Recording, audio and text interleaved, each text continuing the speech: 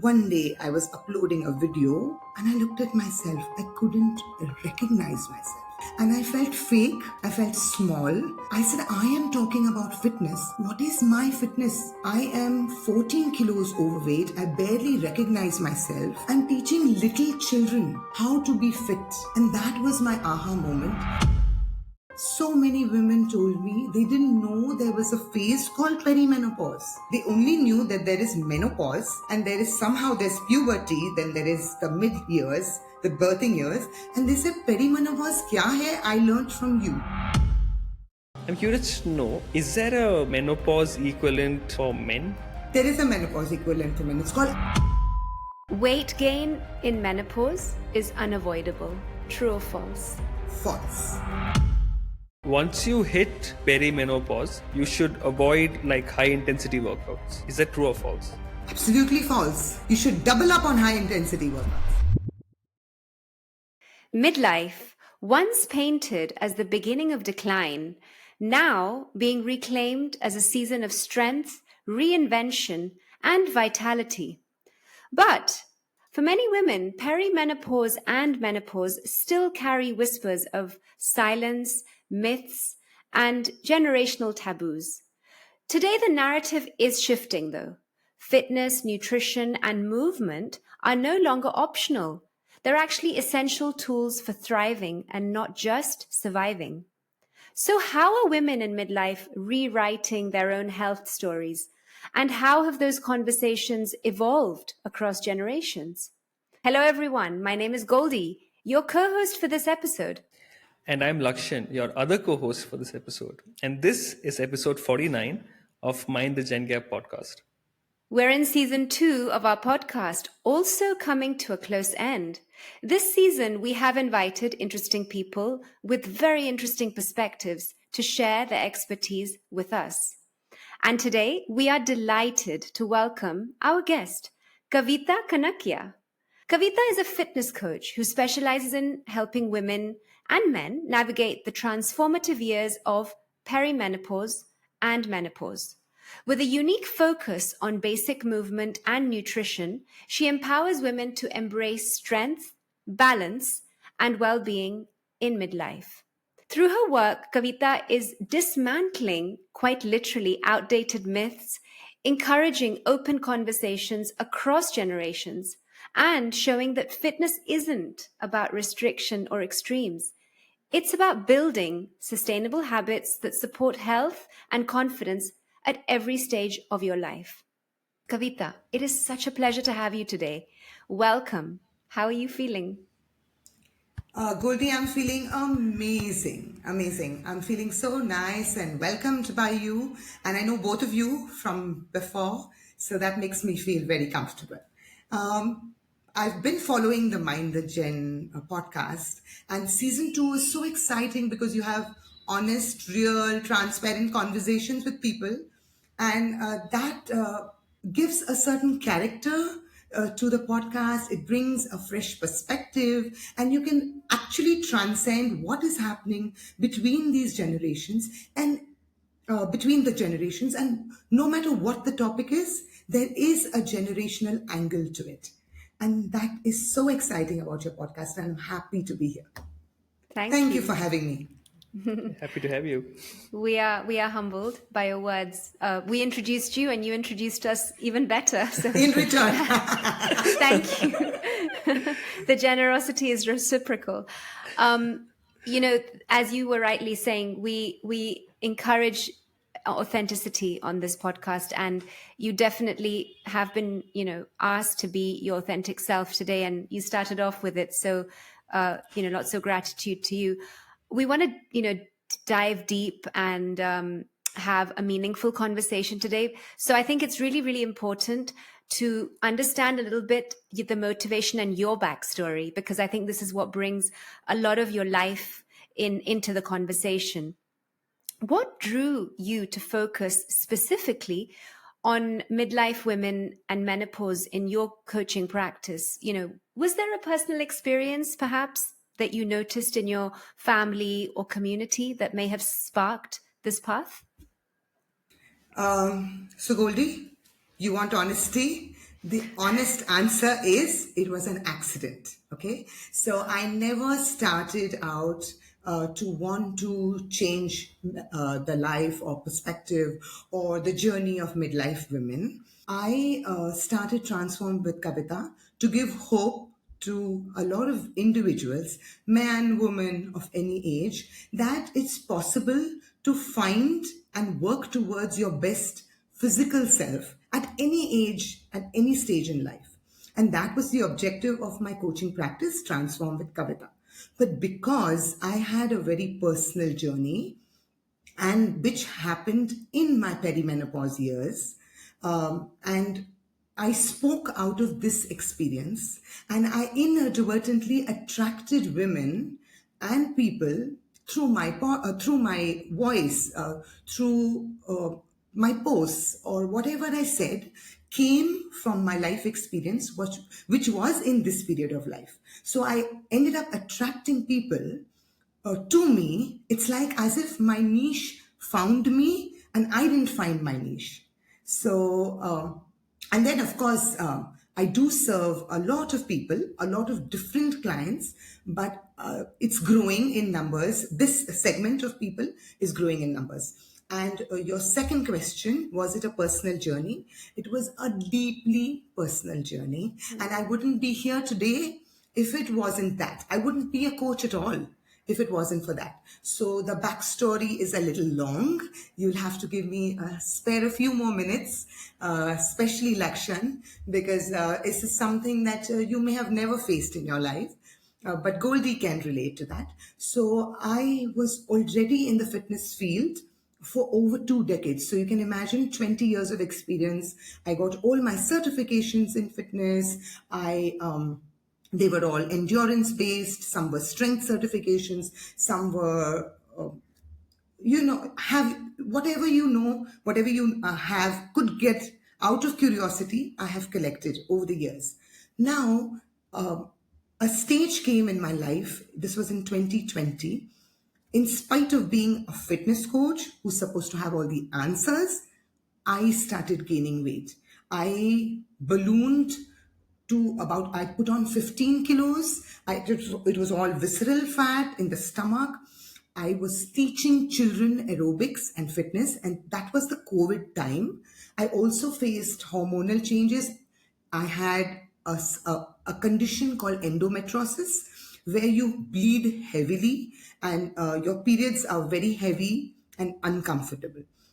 And it was COVID time, so the classes that I was taking physically, I was a physical teacher in a school for 14 years. I was teaching little children about aerobics and fitness.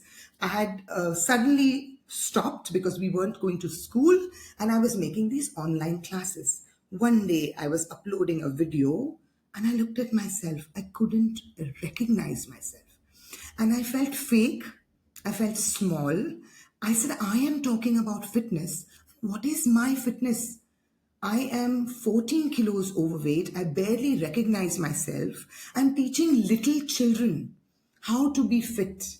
And that was my aha moment. I said, if I don't do something about it now, I want answers. I want to change this narrative. I want to do something about it. And of course, that was my moment to kickstart my journey. I found a coach, I educated myself, I got certified, and that's how Transform with Kavita happened. So it is a deeply personal journey. I always appreciate it when coaches reach out to other coaches for their own development, and I think it's testament to the work that you do to find someone to invest in to help you get back to no longer feeling like the fake self and really operating as you are, right? That's something I really want to appreciate. I know it's not a very easy thing to do. Like even us coaches, we find it very hard to accept that we also need help and ask someone to coach us and engage with them. I like what you said about your niche found you, right? And there's so much again for me to learn about this thing. I may know more than the typical man, but that's not saying much. There's so much more to know and so much more to learn. Um, I'm curious to know when you found yourself in this space, and I also heard you say that the numbers of this particular cohort of women is growing. What are the gaps that you saw in the fitness nutrition space that weren't serving women in the perimenopause and menopausal phase of their lives? So, Lakshan, there were no gaps. There was a big fat hole. There was nothing. So there was nothing at least in India, there was nothing. I had to look at my Western midlife sisters. There's a Dr. Stacy Sims, a shout out to her. Amazing work that she's doing. There's a Dr. Mary Claire. There is Dr. Gabrielle Lyon. These are the women who've been talking about perimenopause. And Dr. Stacy Sims says women are not small men. We are different people with different bodies, different hormonal systems, and we operate with a different operating system completely. So there were no gaps. There was no information. There was nothing. Or maybe I didn't look for it. I only started looking for it when I needed it. So this is something that you won't read up about. कि बाद में when I get into menopause, I will apply. You just deal with what is going on in the present moment for you. So I found a big fat hole, and I had to go digging and finding it out. There's not much in terms of conversation that's happening in India. It's changing. It's changing a lot over the years, but I had to look at my Western midlife sisters for that. I think there's two things that I'm, really absorbing here, Kavita. One is your deep self-awareness for the mirror that you saw of yourself, in 2020 when this video you uploaded, and the vulnerability with which you faced what you saw and then asked for the help. Like Lakshan said, it's admirable when coaches do that, because we can fall in the traps of thinking we know it all. And then what I'm hearing is you recognize this is actually a big hole. There were no gaps. It was just one big void that you had to go and nourish and educate yourself. And I somewhere along that conversation heard you say, I wish that this was education that had come before, because perimenopause is not something that just comes as an onset from one day to another, right? I can speak for this. It is an ongoing education that very quietly creeps into your life. It's a situational thing, which is a process, but you can't get to it and then start taking action. It's a very much a proactive process, which is something I'm hearing you sort of speak about. And I want to take the opportunity to say that perhaps you are a pioneer in India to be speaking more about this, which is helping not women who are already perimenopausal, but even today, thanks to this podcast, hopefully, women in their 20s or, early 30s who need to listen to this to get themselves ready. And that brings me to my next question, which is the conversation around menopause. How has that changed, do you think, or is changing compared to, your mom's generation, or even, even the younger lot who still are not there yet? So the pre and the post, and, us being in the middle. So my mom never had a conversation with her mom. She just knew that one day the periods are going to stop and it will happen. So some of the good things that mom said when I spoke to her about this is that she said that we took it as a part of life. We didn't give it so much importance. कि अभी perimenopause आने वाला है. So many women told me they didn't know there was a phase called perimenopause. They only knew that there is menopause, and there is there's puberty, then there is the mid years, the birthing years, and they said perimenopause kya hai? I learned from you, and I didn't know it existed. So my mom's generation, nothing. They didn't speak about it. Now women today are speaking about it.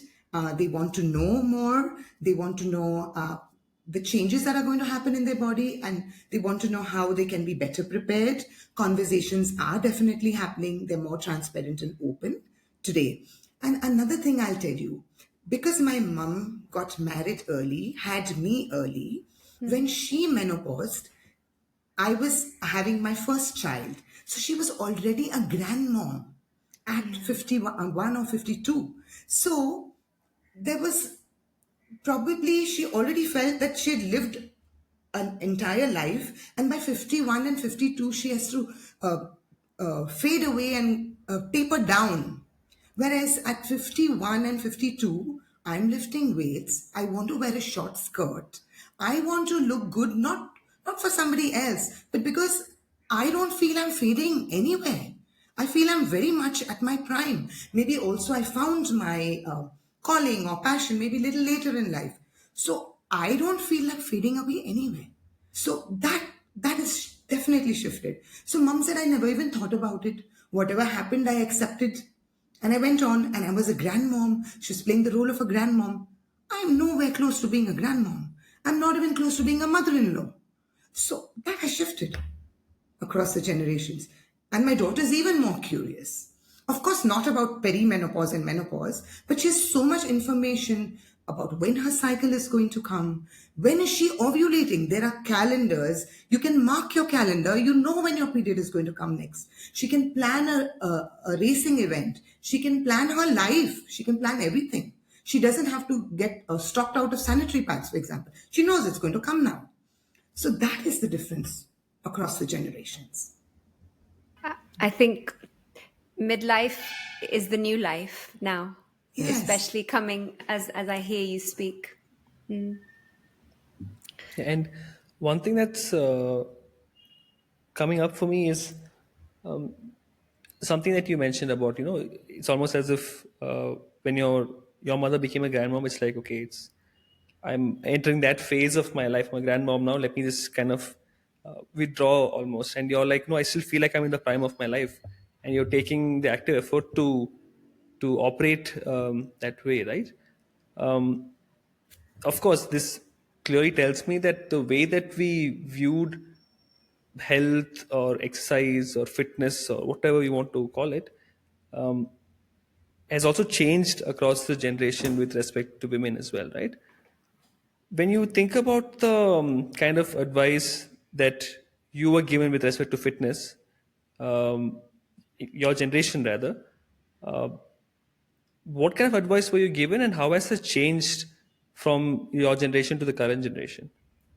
Health and fitness, both nutrition Yes. and Yeah. um, so I remember in when I was growing up as a teen, I would buy these Jane Fonda videos and push it into the VCR. I would wear these leotards with long socks and try to do some kind of aerobics. So that was the form of exercise that I would follow in my teens. I was sickly thin, so I don't think I ever, there was no conversation of macros or nutrition or protein or carbs. None of that was there when I was growing up. But one thing was good while I was growing up is that we ate home cooked fresh foods. There was no processed, packaged food, hyper palatable, ultra processed food coming onto the table. And eating out was over the weekends, once in a way. We ate clean, fresh food made at home. Didn't pay too much attention to nutrition, and it was mainly cardio that we did. And whatever the trends the West followed, I remember doing all of that. Now, of course, people are understanding macros and micronutrients and the importance of protein, the importance of working out, importance of strength for women is coming up. But I'll tell you, it's a double-edged sword. On one hand, nutrition and its importance is coming up. On the other hand, there's a lot of ultra processed food, packaged food. I was having a conversation with a friend's mum who's a teacher and who teaches, who's a principal of a school. She runs a school in Tanzania, and she has young teachers who are on her team. And guess what these young teachers wake up to in the morning? They wake up to Coca-Cola or Red Bull. So that is normal for them. And I was aghast. They really drink Cokes in the first thing in the morning? She says, yes, they do. And they don't think it's wrong. So on one hand, there's a lot of awareness and a lot of healthy conversation going on about working out. But in terms of nutrition, we are reaching out to hyper palatable, easy. I don't know if anybody, if a lot of young girl men and women know how to cook, how to put a meal together. It's all takeout and processed food. So there are two things happening simultaneously. Wow. Coke for breakfast. Yeah. That's quite something.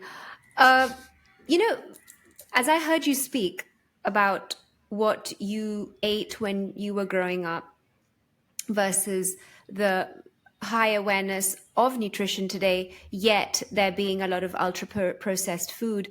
And then I also heard you speak about a lot of focus on cardio versus today when there is a lot more emphasis on strength, endurance. I think even mobility is taken a lot more seriously today and spoken about.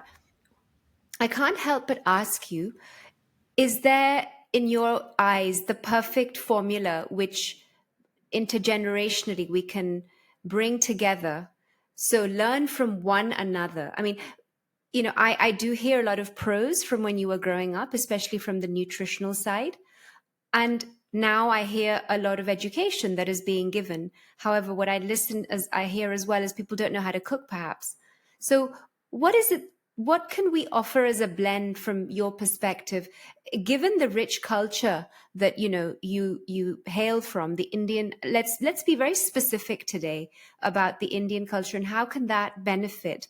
What can we learn in the West from India in terms of health, fitness, that has been taught, in this case, to you from your times growing up? So the West has been smart. They have been taking a lot of good things from India, and they have been taking yoga, for example. There are more Western practitioners of yoga than Indian practitioners. We used to have family friends coming from England and Spain and all over the country because my father-in-law was a spiritual guru and he had a lot of people visiting us, and they would first thing ask me, where's the nearest yoga class? Can we take a yoga class? So the West is already very smart. They are opening to our methods of eating. The thing that I would say is everyone, man or woman or child, should understand nutrition, understand what you're putting into your body. What is it you're putting? Not just break it down into carb and fat and uh, uh, protein or whatever, but understand that it's what am I putting into my body? What am I nourishing it with?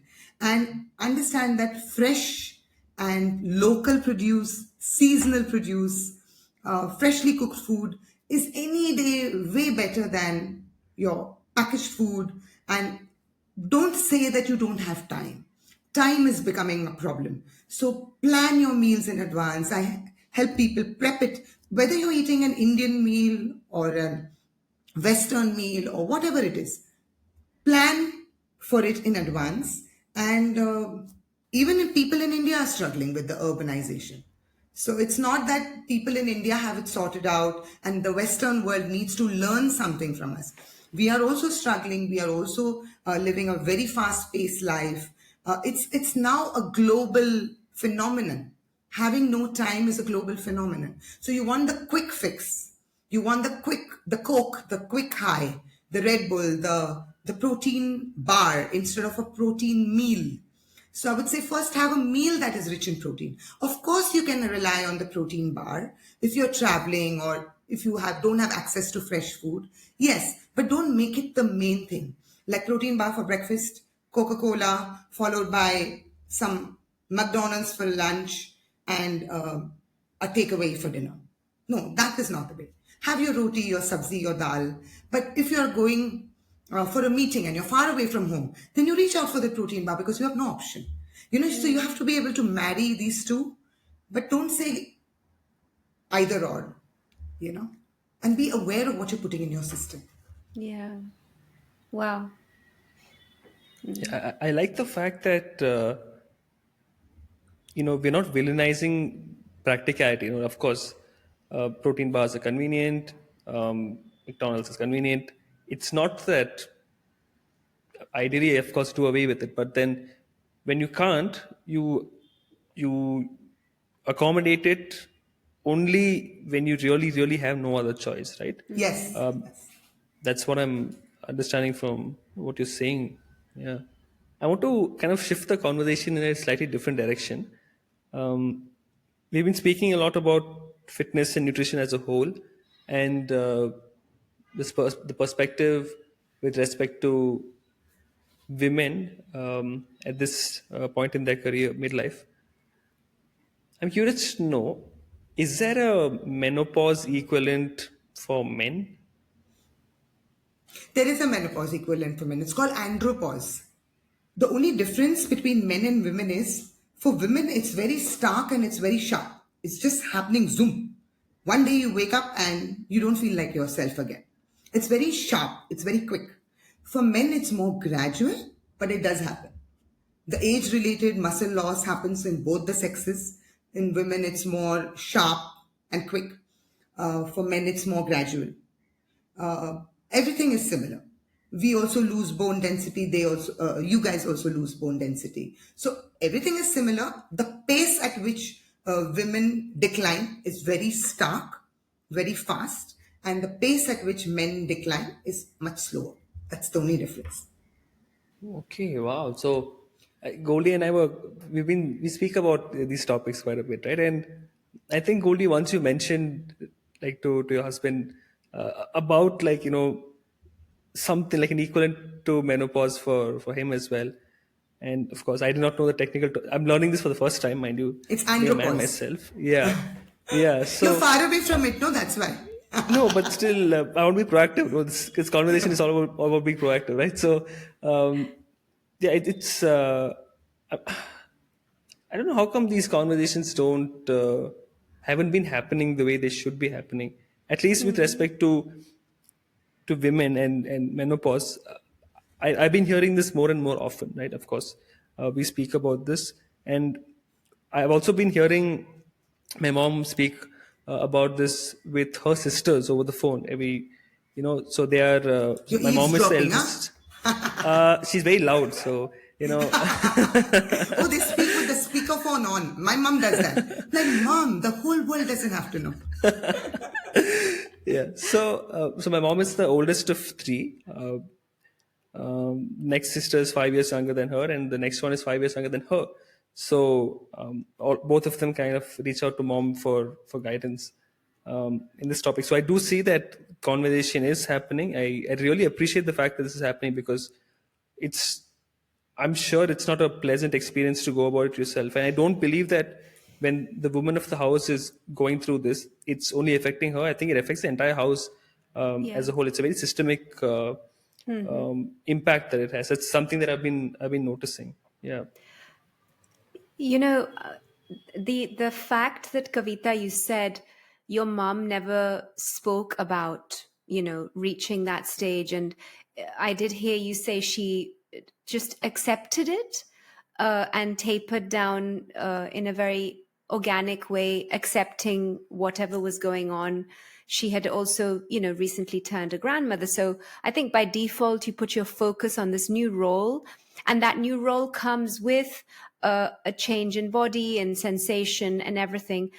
And I can't help but think if women normalized such a stark shift in their bodies, it's a lot less visibly relevant for us to see in men. But as you say, it does happen. All the more reason it's not even suggested or spoken about, between men as much as it also should be, I feel.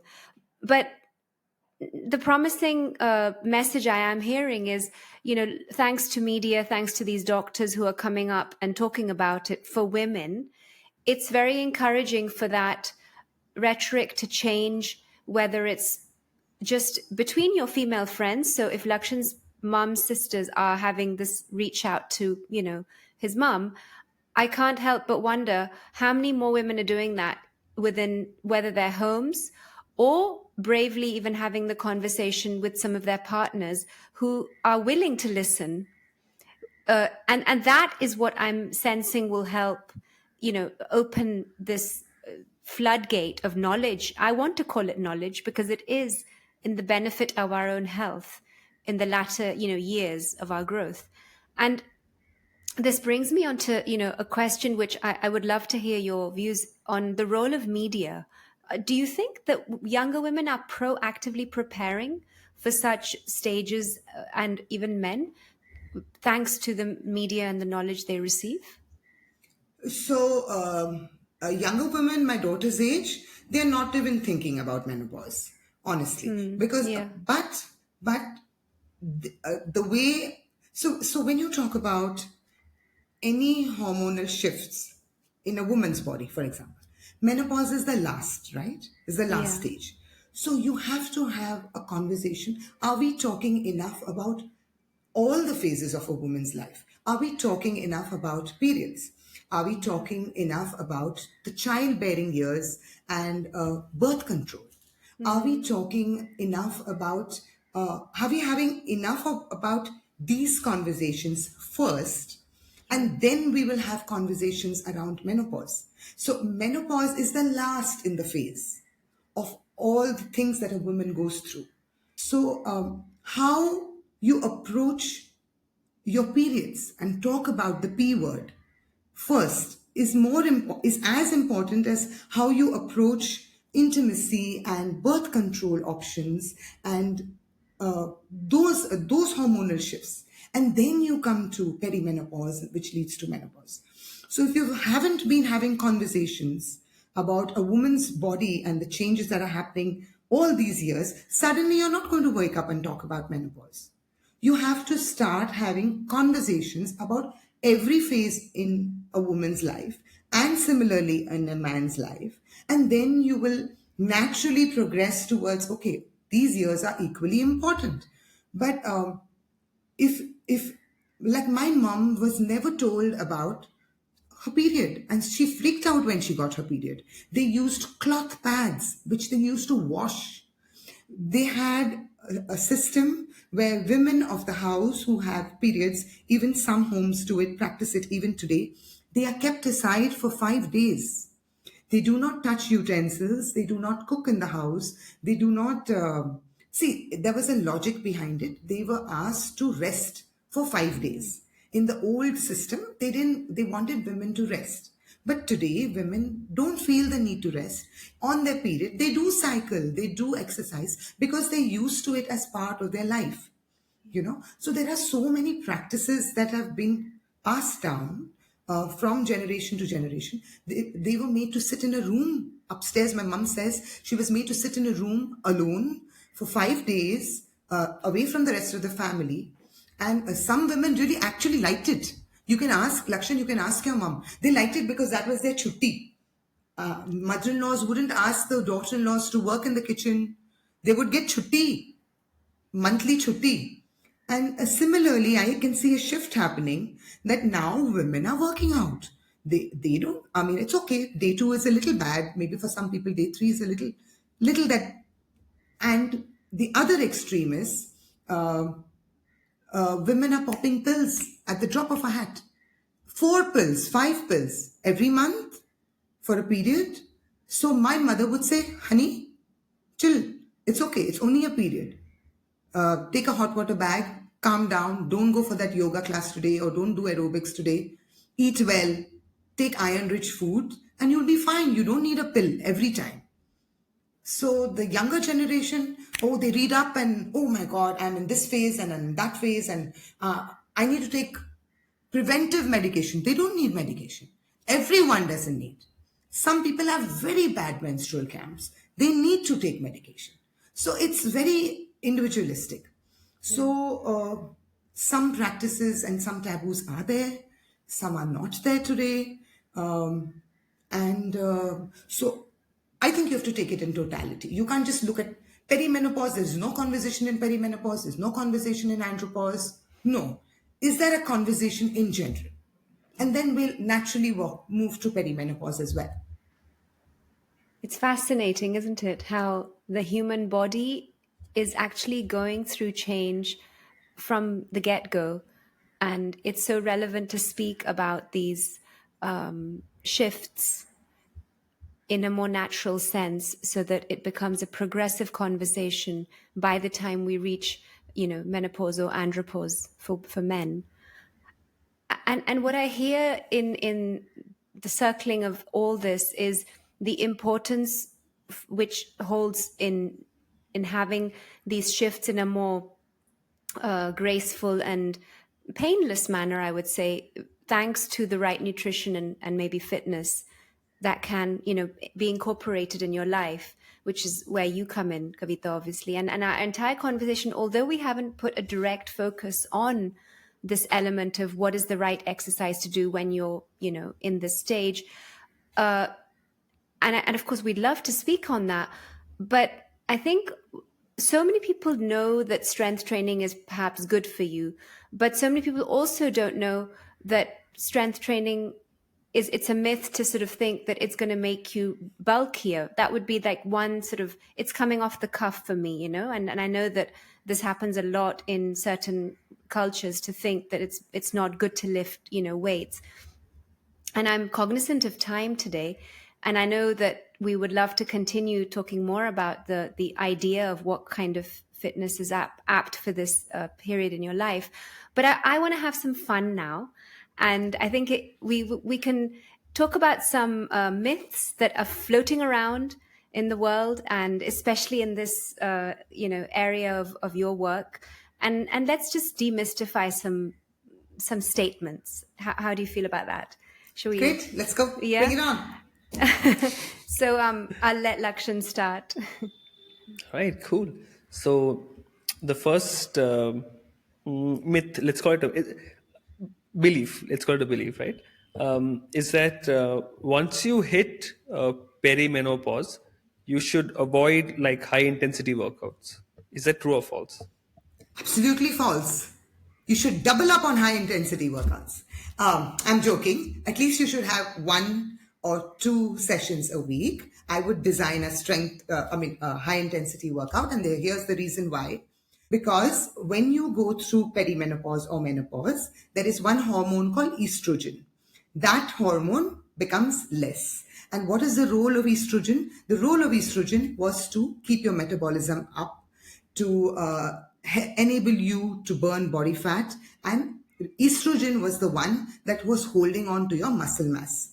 Now, in the absence of estrogen, or with estrogen levels dwindling down, what should a woman do? She has to deliberately go and do high intensity work. Why? Because she is now providing an external stimulus to the body to say, hey, wake up. We need that heart to work stronger. We need your muscles to work stronger. And therefore, a woman should do high intensity work. Of course, that doesn't mean tomorrow she starts doing from ground level 0. She starts running at a pace of Usain Bolt. No, she works it up, gradually increases her intensity, and then it can be called a high intensity workout. I love the way you explained that. It just made so much sense, the connection between the science and how the body responds. Thank you for that. Okay, now I'll go next. Weight gain in menopause is unavoidable. True or false? False. It's harder to lose weight in menopause, but it's not unavoidable. There are clear-cut strategies that one can use in this period of life, and if you use it smartly, you can. And it will take time to lose that weight if you did put it on. It will take longer than in your 20s or in the 30s, but it's definitely not a norm that menopause and weight gain go together. False. That's reassuring as well. Yeah, I have a follow up to that one. Here's another one, right? Cutting calories is the quickest way to manage your weight at this stage. True or false? Again, false. Calories is what food is, basically food, nourishment. So you don't need to cut the nourishment. You need to cut out empty calories. So you need to be smart about your carbohydrates. Be smart, but don't remove them. So that you need to sit and plan it. And if you are smart, you can eat well and gracefully and age strong, and definitely don't go the cutting calorie route. No, you need energy. You need to eat your food. So carbs are not an enemy during this Not phase at of all. your. Not at all. But it's not a free pass to eat as much carbs as you want. Carbs has to be with the activity that you do. So if you're a highly active woman, you earn your carbs, and if you're a sedentary woman, you need to dial down on your carbs. But carbs is not the enemy. How much is the question that you need to answer. Right. So I hear it's not an elimination. It's about the equation changing in terms of the amounts that you add in your calorie every day. Yeah, like Calories. Sorry. moderation, not elimination, right? Moderation. Yeah. Correct. And it's Okay. different for different women. Like active women may need Yeah. to eat more Right. carbs, and Yeah. a sedentary woman who's not moving will need to eat less carbs. It's earned with activity. Hey, Kavita, I'm wondering if this is all applied to men as well. To a certain extent, yes. Yeah. To men as Okay. well, yes. Yeah. Okay.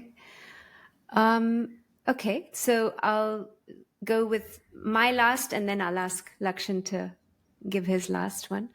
Women should stick to light weights to avoid bulking up. So now there's this myth that if women lift heavy weights, they are going to become Hulk, or next morning they're going to become Arnold Schwarzenegger, which is just impossible. It's impossible for women. We don't have those hormones. If a woman wants to become bulky, she'll have to take hormonal injections to become bulky. So no matter how hard you try, a woman can never bulk up. What you see as bulk is the fat that is lying on top of your muscles. So you need to skim the fat so that your muscles, or whatever, the six pack or whatever, is visible. So all of us have a six pack, for example. On top of it is a layer of fat. So if we can eliminate that fat, the muscles are visible. So what is bulky is actually the fat that is sitting on top of the muscles. So you can't become bulky. You will become lean, you'll become toned, you'll have a better metabolism, and you look kick-ass in that dress, in that short dress, or whatever you want to look like if you lift weights. You know, when I hear this thing, no, women saying, "No, I don't want to go to the gym and lift weights. I'm afraid I'll bulk up and all that stuff." I'm like, bro, I've been going for so long. It doesn't work It's that way. hard to bulk up. It's I really wish. hard to put on muscle. It's really Yeah. hard. And for women, it's even more hard. So it's not easy. Amazing. Yeah. So I'll just go with last belief myth from my end, which is that today's generation of women are far better informed and more open about menopause than the previous generations. True or false? Absolutely, yes. I totally agree. They are far better informed. They know about what's coming ahead, and at least they are very aware of what stage they are in. And yeah, they are far better.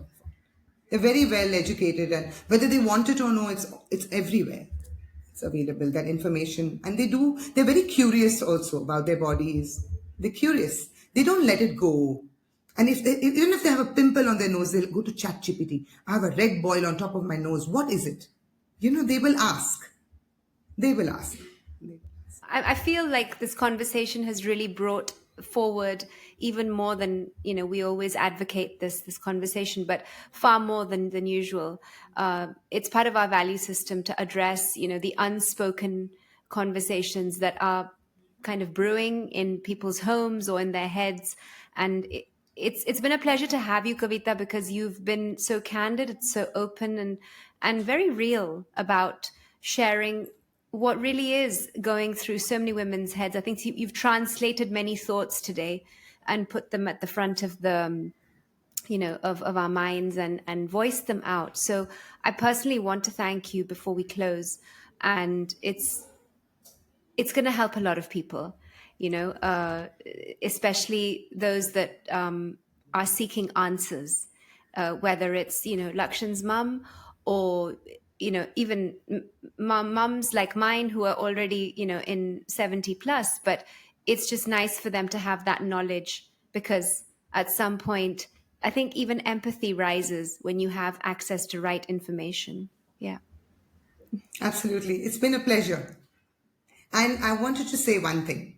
Yeah. It's and remember, I told you, Lakshan, I'll be bringing that up. You have a generation change right here in your podcast.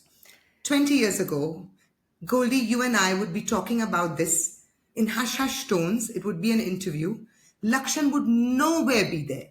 The Right. fact that I have a co-host who's a man who's interested in perimenopause and menopause and having a conversation with two women in that stage of life shows is a testimony to the shift in the generations that are coming along. So that's what I wanted to share. That you are, both of you are hosting Mind a Gen a Gap podcast, and you have a male who's in the podcast showing that the generations have shifted and conversations have shifted. Thank you for having me. No, I appreciate you, Kavita, for very openly saying that. And I really appreciate um, the fact that a lot of work has happened in the last, say, 20 years or so. More conversations have happened, and a lot more awareness has come up.